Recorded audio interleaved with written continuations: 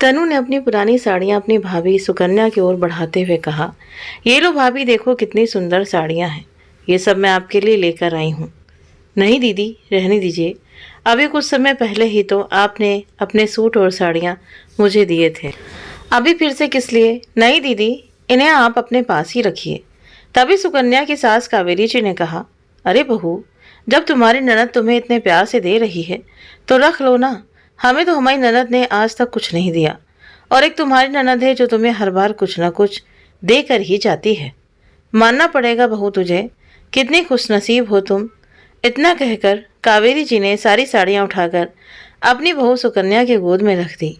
सुकन्या वहाँ से उठकर अपने कमरे में आ गई और सोचने लगी कि कुछ तो करना पड़ेगा, वरना दीदी हर बार ऐसे ही मुझे अपने पुराने सूट और साड़ियाँ देती रहेंगी। दीदी खुद तो हर महीने शॉपिंग करती हैं और मुझसे उम्मीद करती हैं कि मैं हमेशा उनके पुराने कपड़े ही पहनती रहूं, और ये सासू माँ भी मुझे नए कपड़े नहीं खरीदने देती। सुकन्या जब भी शॉपिंग करने का प्लान करती तभी उनकी सासू माँ कावेरी जी कह देती कि बहू, मेरी बेटी ने तुम्हें इतने कपड़े दिए हैं तो फिर नए कपड़े लाने की क्या ज़रूरत आन पड़ी। वो जब भी किसी फंक्शन में अपनी ननद तनु की साड़ी पहन कर जाती थी तो उनकी सासू माँ कावेरी जी सभी को ये बताना बिल्कुल नहीं भूलती थी कि ये साड़ी उनकी बेटी की है।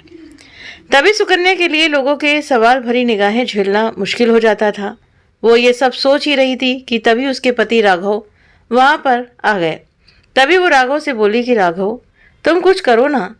दीदी ने आज फिर से मुझे अपने पुराने कपड़े दे दिए।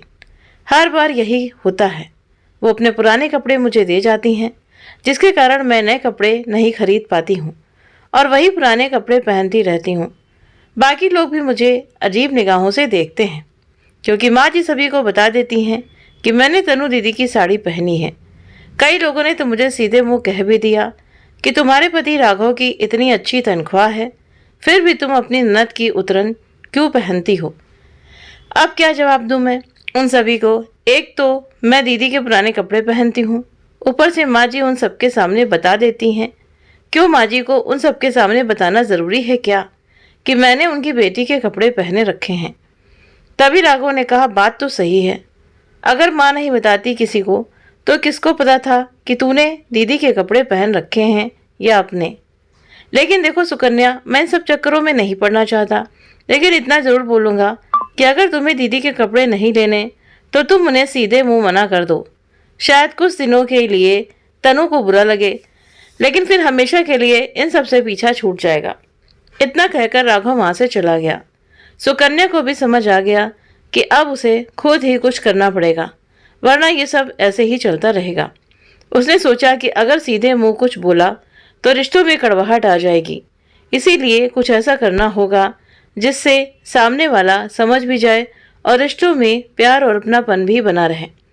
थोड़ी देर बाद सुकन्या ने अपनी अलमारी से कुछ साड़ियाँ निकाली और अपनी सास के कमरे की ओर चल दी, जहाँ तनु और उसकी सास कावेरी जी आराम से बैठकर बातें कर रही थी। उनके पास जाकर सुकन्या ने कहा, दीदी आप हर बार अपनी पुरानी साड़ियाँ और सूट मुझे देते हो, इस बार मैंने सोचा कि मैं भी अपनी पुरानी साड़ियाँ आपको दे दूँ। ये लीजिए दीदी, और इन्हें पहनना ज़रूर। ये ज़्यादा पुरानी नहीं हैं, क्योंकि मैंने इन्हें 2-3 बार ही पहना है। तभी पुरानी साड़ियाँ देखकर कावेरी जी गुस्से में बोली, ये क्या बहू, ननद को कोई अपनी पुरानी साड़ियाँ देता है क्या? देना है तो कुछ नया दो। तभी सुकन्या ने कहा, लेकिन मम्मी जी, मैं ये साड़ियाँ पहनती नहीं हूँ, इसीलिए मैंने सोचा ऐसे ही पड़ी हैं तो दीदी को दे देती हूँ, दीदी पहन लेगी।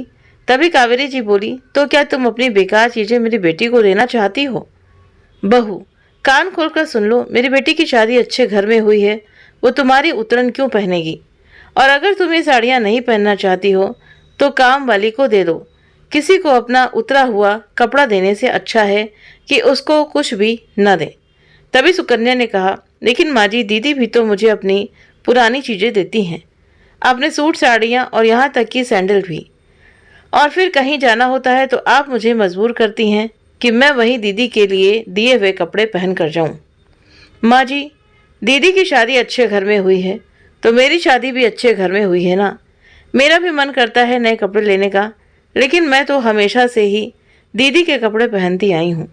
माँ जी, मैं आपकी और दीदी की बहुत इज्जत करती हूँ, लेकिन ये बात मुझे बहुत परेशान करती थी, इसीलिए आज आपसे कह दिया। उम्मीद करती हूँ कि आप समझ गई होंगी। इतना बोलते ही सुकन्या को लगा जैसे उसका दिल हल्का हो गया हो। आज उसे लग रहा था कि काश ये बातें उसी दिन कह दी होती जब पहली बार उसकी ननद ने उसे पुराने कपड़े दिए थे। सुकन्या की बात सुनकर तनु और कावेरी जी को भी लगा कि जो बातें वो कह रही है वो एकदम सही है। तभी तनु बोली, अच्छा हुआ भाभी जो आपने अपने दिल की बात साफ साफ शब्दों में कह दी, वरना ये बातें दिल में रहती हैं तो रिश्तों में करवाहट पैदा हो जाती है। भाभी मैं आपकी भावनाओं की कदर करती हूँ, आगे से ऐसा नहीं होगा। तभी कावेरी जी बोली, तू सही कह रही है तनु, दिल की बात खुलकर बोल देनी चाहिए। आज सुकन्या ने अपने दिल की बात खुलकर बोली तो हमें भी अपनी गलती समझ आई। चलो अच्छा है रिश्तों में गांठ पड़ने से पहले ही उन्हें सुलझा लिया गया, वरना एक बार रिश्ते खराब हो जाते हैं तो उनमें पहले जैसा अपनापन नहीं रहता। अपनी सास और ननद की बात सुनकर सुकन्या के दिल को तसल्ली हुई।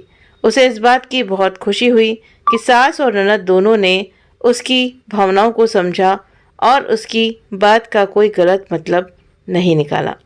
तो उम्मीद करते हैं कि आप सभी को ये कहानी ज़रूर पसंद आई होगी। वीडियो पसंद आया हो तो वीडियो को लाइक शेयर सब्सक्राइब करना ना भूलें। अब अपने कमेंट करके भी ज़रूर से ज़रूर बताएं। मिलते हैं नेक्स्ट वीडियो में। Thank you.